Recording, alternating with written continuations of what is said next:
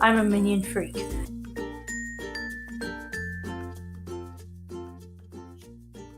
Hi, my name is Kaitlyn Turnboo, and I'm the author of Super Poet, and I run this channel, The Busy Writer's Life. I am filming this on Halloween, hence the costume. I'm a Minion freak. The reason you click this video is, I'm guessing, the title. These are tips for NaNoWriMo. NaNoWriMo. So basically that is National Novel Writing Month for November. It's also No Shave November, but I will not be doing that. I am not participating in NaNoWriMo. And if you don't know what it is, it's like a huge thing for writers or people who want to be writers. It's a contest where you write a novel in a month, which is around 50,000 words. You write 50,000 words during the month of November. You got 30 days to do it from the first day to the last. It's absolutely doable. And I have participated in NaNoWriMo. It's definitely a good motivator.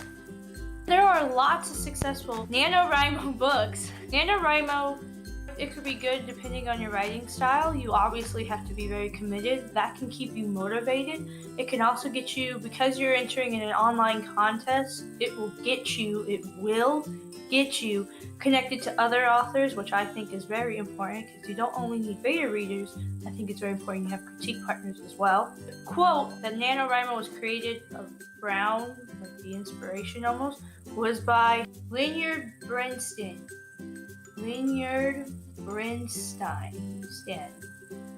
It's up there. And it basically says, okay, to achieve great things, you need two things. One, a plan. Absolutely. I love planning. And two, not enough time. If you work well with the deadline, it's going to just right on pass. In this video, I'm giving you top 5 tips I have on how you can achieve this goal of writing 50,000 words in the month of November with your family bugging you towards the end. I've gotten these from other authors, I've gotten these from myself, and I think these tips are going to help the task seem less daunting and even make it easier for you to achieve this. Number 1, before you start, you need to realize how big that goal is. When I actually first hear 50,000 words, I don't think it's that much. I've written a whole bunch of 200-word essays and 2,000-word essays, and all of those seem to fly by like that was about nothing. But 50,000 words, that's 12,500 that you have to write in a week. Words. I did the math. That's about 1,667 words a day. Every single day. You don't get a day off like this. When you go for a goal this big, there is no day off. Depends how you structure everything, but it's between 300 to 400 words a page, I think. Yeah.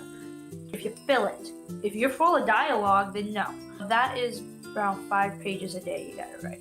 And 5 pages a day, okay, your first, second, maybe even your first week, you're gonna be like, this is great.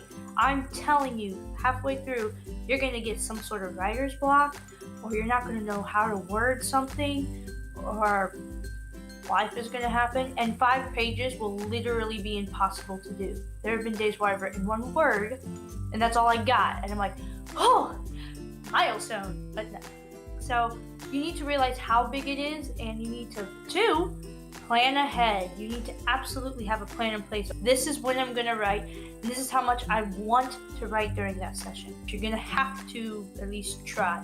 Also, I suggest before you start, you have your outlining finished. This is for the draft stage. You do know that the whole book is not going to be finished in a month, right?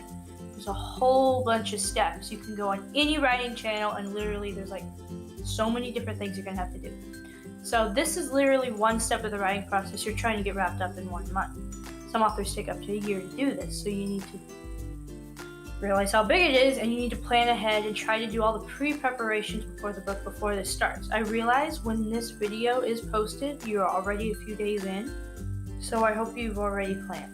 But, if you haven't, it's not the end of the world. You are giving yourself less time to actually do the writing part. 3, get ahead of the game. Okay, You wrote 5 pages, you wrote 1,600 a day. Okay, you wrote those today, and you're like, wow, this is great. Go for 2,000.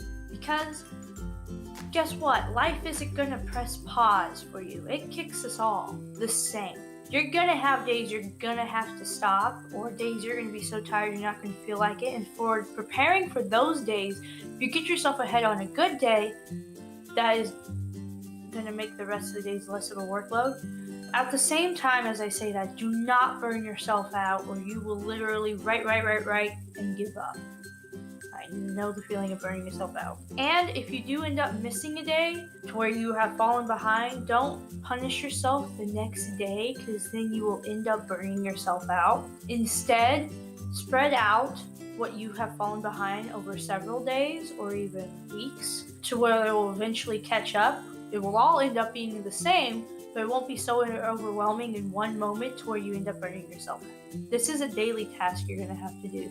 You got to commit to it. Number 4, prepare some sort of ritual. To avoid some of the writer's block or some of the non-inspirational times, get yourself in the zone. Whatever you do before you start writing, do it or create one.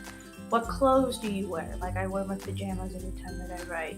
What music do you listen to? Do you drink 3 cups of coffee before? What spot are you in? What time do you write? You know, for me, it's always at night. Everyone is asleep. I'm in the basement so I can speak my thing out loud, my manuscript out loud. And I'm in my pajamas and I am literally either eating brownies, Oreo balls, or celery and peanut butter. One of those is healthy. Most of the time I'm either drinking water or hot chocolate. So whatever you end up doing, if you end up sitting in a circle with a bunch of candles and you give yourself blood, okay, you're into that. But, you know, whatever ritual you do, you need to do that. That will get you in the zone and you'll actually be able to do what my next step is, number 5, which is my favorite.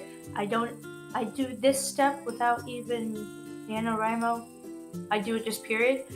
Writing sprints! Oh my gosh, I love these, even though they exhaust you.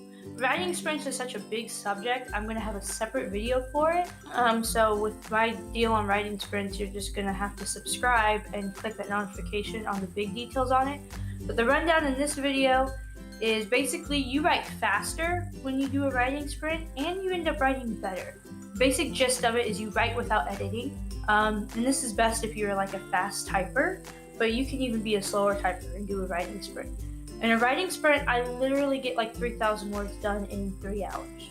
And if you're really good, like my author idol Chris Fox, you should really go check him out. He talks about writing sprints as well. You go really fast. He can write a freaking whole book, the whole writing process in like a month because of these writing sprints. So you want to write faster, you need to do a writing sprint. You don't have to do writing sprints to create a good book. If you write without editing, it will get your work actually better and faster. Like the content of it is better and faster. And if you want to learn more about step 5 on how to write faster and get more done in less amount of time and write it better, writing sprints, you're gonna have to subscribe and click the bell so that way you are notified when I come out with the video of writing sprints, because it's important. I post videos on Fridays. Thank you for watching. Let's hang out on the internet, okay? I have a blog on Facebook, Twitter, and Instagram, and of course there's here on YouTube. All those links should be in the description. Please hit that subscribe button and hit the thumbs up because that would absolutely make my day. Okay. If I am any help to you at all, then please go ahead and check out the rest of my stuff. I mean, that would also make me happy. Thank you for watching, and I hope to see you again. I want to have you watch my videos again, so please come back.